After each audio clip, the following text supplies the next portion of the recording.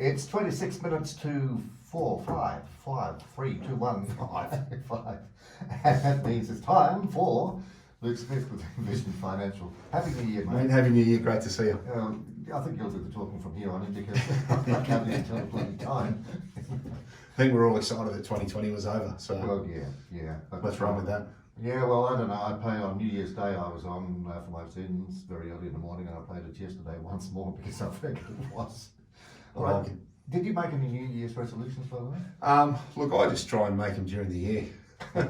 Well, I make them during the year, but I break them before they. Yeah, I'm one of those sort of people. I need something to chase, so I'll try and, a bit like what we're going to talk about today. I'll have some short-term, some medium-term, and some longer-term goals, and try and sort of dovetail them into each other. Just because I find if I become disenfranchised, the baby goes out with the bathwater. So, and that's really, what we're going to talk about today, which is quite New Year's resolutions. Yeah.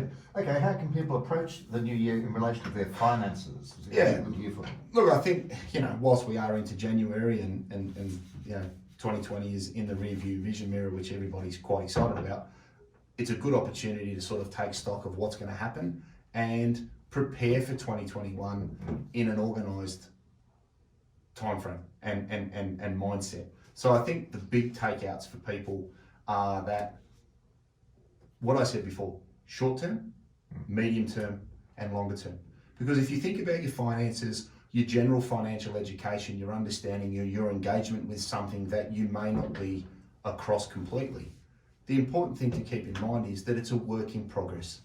And that's why I say short-term, medium-term, and longer-term goals. Because if I said at the start of the year, right, I'm going to lose 20 kilos, which probably wouldn't be a bad thing. I wasn't going to mention it. I've got 20 to lose, but we'll keep that between me, you, and the people you're going to tell. If you have a couple of rough months because you put some weight on, you become disenfranchised, you generally find that people step away from that longer term goal.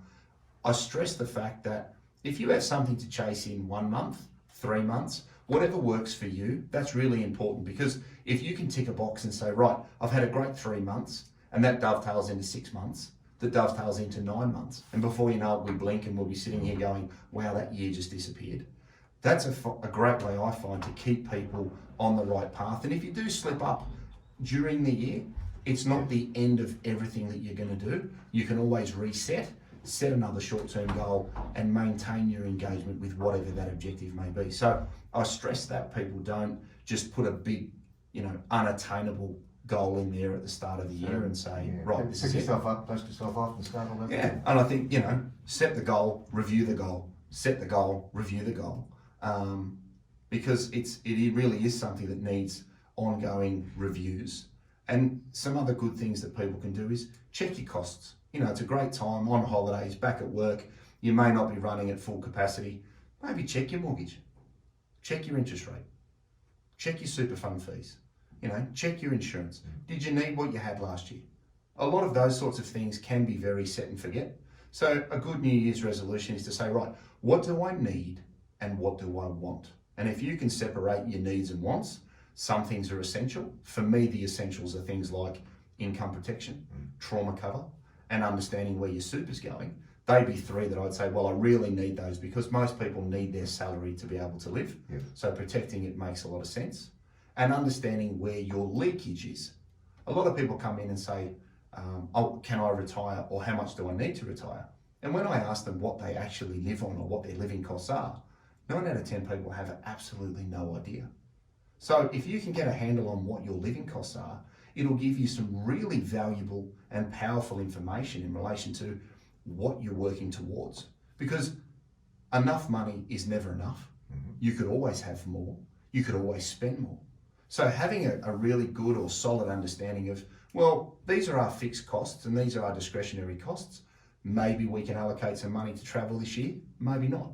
We'll have to wait and see what happens on the COVID. And where can you go anyway? Well, exactly right. So I think I've saved more money this year than I have in any year previous. Yeah, look, and I think that's the general theme for most clients. They then use that to try and increase the value of investment properties, their family home, and things like that, and save and make additional super contributions. So COVID hasn't been all bad, provided that you were proactive and made some informed decisions throughout the year, but understood your behaviours, like your spending, your saving, and where you're going to put your resources. So those sorts of resolutions are going to be really, really useful for people in 2021. Yeah, I should just correct that. I didn't actually save any money. It's just that I didn't spend so much as I normally would Well, spend. there you go. Same thing. It was reallocated. That's right. Is the new catchphrase. I'll use We it. reallocated that saving to something else.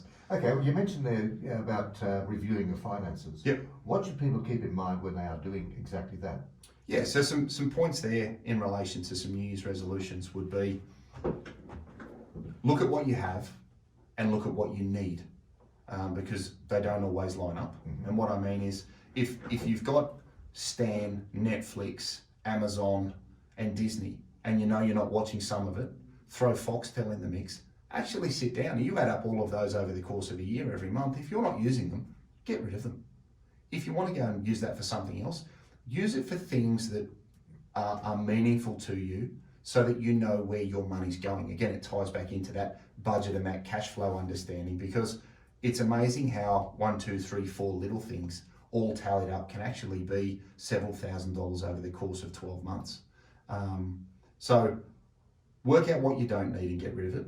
If you do need to add things that you really need, not you want. Okay, there's a big difference. Mm-hmm. Don't compare your goals to someone else's. I think one of the big things that I find as well is people become disenfranchised when they're talking to colleagues, friends, or associates about how much they saved in 2020. But you need to keep in mind that you can't count money in somebody else's pocket. You know, so one of my mates said that to me many years ago, and it's sort of stuck with me, because everybody's resources are a little bit different. You might have 1 kid, 2 kids, no kids, husband, partner, and any manifestation of that, where your expenses are going to be different to people that you work with, people you play golf with, people you play netball with. So worry about what you can do, not what you can do compared to somebody else, because I find that's been a very good way of becoming disenfranchised, because you may not be able to save as much of them, then become upset about that, and then throw away all the good work that you've done throughout the year. So worry about yourself, not what other people do. Don't be unrealistic. It's very nice to say, oh, I'd like to buy a Ferrari at the end of the year. Now, if you know that you're not going to be able to save that amount of money, don't go and set yourself up to fail by being unrealistic.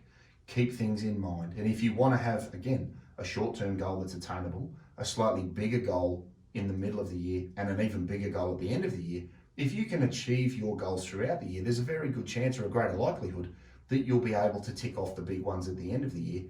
And I also say to people, keep in mind that you should reward yourself for hitting a goal.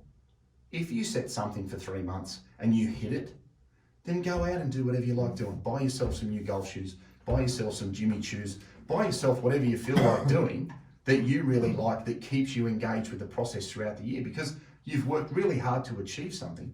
Reward yourself so that you're doing something for a reason, which I find keeps you engaged and keeps you moving forward in the right direction. Well, as we know, this year, or the last year, 2020, has been, quote, unprecedented. And a lot of people, their spending patterns changed quite a bit.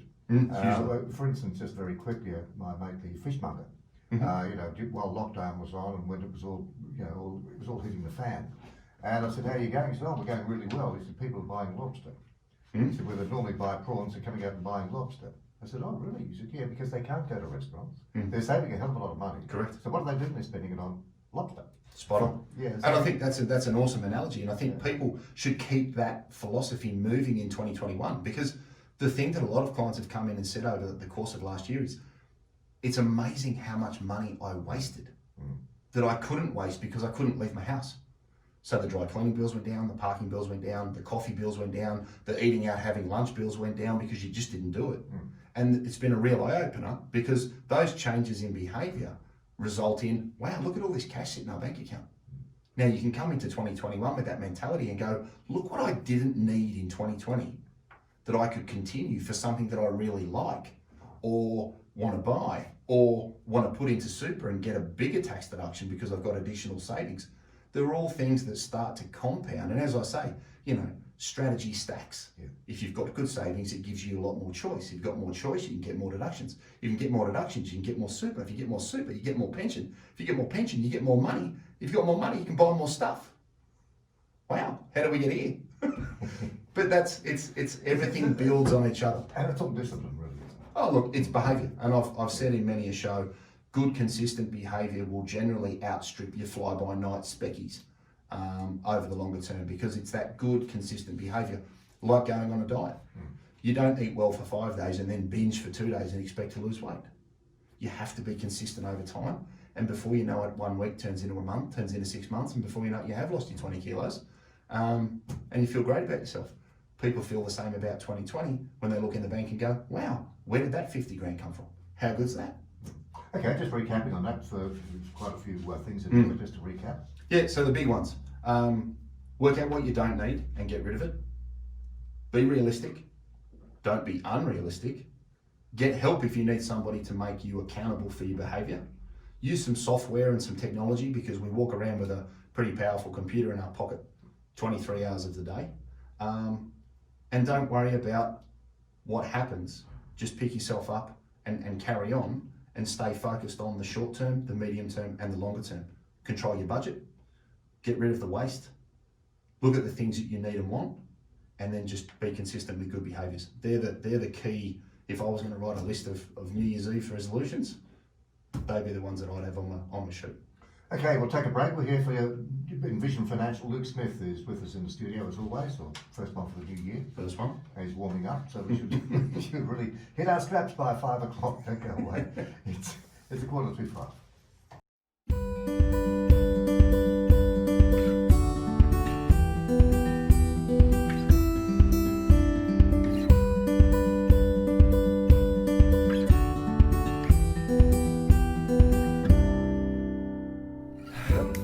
Luke Smith in the studio from Envision Financial. Luke, what about the top 3 tips for the new year? Yeah, so if I was gonna put my top 3 down, it'd be starting with your outgoings. Review your costs, get rid of what you don't need, and save the difference. And save it into an account that isn't linked to your everyday account. I find that people can have a couple of sherbets on a Friday night and jump on eBay, jump online and do some damage. If you use an account that's not linked to your everyday banking on your phone, it's a really good way to take advantage of out of sight, out of mind. So if they can do that, that'd be really, really good. The next thing they could do for 2021, provided we're allowed to, is shop with cash. Well, it sounds dumb. Yeah, I know. But if you go back to old school behaviour, that ties the event and the emotion of buying something to handing the cash over. I've said throughout 2020 that PayWave is like kryptonite to saving and maintaining a budget. So if you can, where you can, take an amount of money out at the start of the week, live to that, and do the best you can to not blow out your discretionary spending by waving the PayWave card around and not knowing where your cash is going. Well, just on that, the Reserve Bank came out with some interesting figures the other day. During COVID times, people are favouring cash over card, even though a lot of shopkeepers prefer card. Yeah, look, I'm a big advocate of cash, and on a number of shows last year we spoke about trying to control your budget, work on your savings, and I think that is a way that people can see an immediate impact and maintain those great behaviours that they've been forced to take advantage of through 2020. If you shop with cash, you'll know exactly where the money's going. You'll then have that choice that you had when you were much younger. What am I going to spend my pocket money on? And you got pocket money back in the day. And if my kids are listening, you can definitely have some. It's one that I think has great value that's overlooked, and especially for the younger generation that are fairly tech savvy and waving watches around and doing that sort of stuff. I'm not against technology, I'm pro technology, but if you want to change your spending behaviours, the best thing to do is put an amount of money in your wallet and use that over the 7 days so that you can actually force yourself to make choices. I've got this much left, what am I going to put it on? Not wave the card around and know that you can pay for it later. So that'll be my second one. And the third one is get some help. There's some things in here that, we've talked about budgets, we've talked about savings, we've talked about interest rates, loans, mortgages, all sorts of other things. Get your mortgage broker involved. If you don't have one, give us a ring, we'll put you in touch with someone. Get an evaluation of your costs. If you could save $300, $400, $500 a month on your mortgage because you think that 3.2% is a good rate and it should be 2.45, give us a call. We'll put you in touch with somebody. It doesn't cost anything. The worst that you could find out is what you have is really sharp and really cost effective. And that provides a lot of peace of mind that you're not wasting. Because a lot of people come in my office and go, we just want to do the best we can with our money. And one of the easiest things you can do is look at your costs, get your accountant involved, look at your business, look at your outgoings, look at your expenses, get a planner involved, look at contributions, just get some help, because you don't have to do it by yourself.